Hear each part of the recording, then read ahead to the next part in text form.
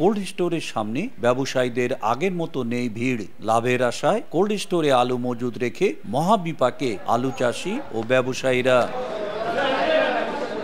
আলু উৎপাদনে অন্যতম নীলফামারী। গত মৌসুমে জেলায় আলুর বাম্পার ফলন হয় প্রায় 5,50,000 মেট্রিক টন। দাম ভালো পাওয়ায় কোল্ড স্টোরগুলোর ধারণ ক্ষমতার কাছাকাছি 75,700 মেট্রিক টন আলু মজুদ রাখেন চাষি ও আলু ব্যবসায়ীরা। তবে বাজারে আলুর দাম কম থাকায় কোল্ড স্টোর থেকে ব্যবসায়ীরা আলু বের করছেন ধীর গতিতে। আলু রাখার সময় শেষ হলেও কোল্ড স্টোরগুলোতে অর্ধেক আলু রয়ে গেছে। ব্যবসায়ী এবং কৃষকরা বলছেন মজুদ আলু বাজারে বিক্রি করতে গেলে কেনা দামও পাচ্ছেন না তারা। এমনকি কোল্ড স্টোরের ভাড়াও দিতে হচ্ছে পকেট থেকে। খরচা পড়তে 14 টাকা, এখন বিক্রি করেছি মনে করুন 9 টাকা। আমার কিভাবে পোষাবে? আমরা যে গৃহস্থগুলো আসি সব এক মাটি। এবছর যে ধাক্কা খাসি আগামীতে আমি উঠি দাঁড়ে পাবো না।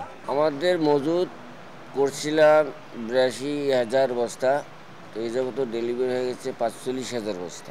আলু বের করার সময় বৃদ্ধির কথা জানিয়ে দাম বাড়তে পারে বলে জানান কৃষি বিপণন কর্মকর্তা। যে দামটা বিরাজ করছে এখন বাজারে, এই দামটা থেকে আরও 1 টাকা 2 টাকা বাড়তে পারে, হয়তো কমবে না। নতুন আলু যেহেতু এবার একটু দেরিতে আসবে, সুতরাং পুরাতন আলু যেটা মজুদ আছে সেই আলুটাও কিছুটা হলেও ব্যবহার হবে।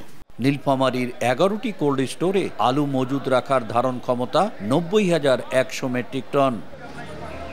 শাকির হোসেন বাদল, সময় সংবাদ, নীলফামারী।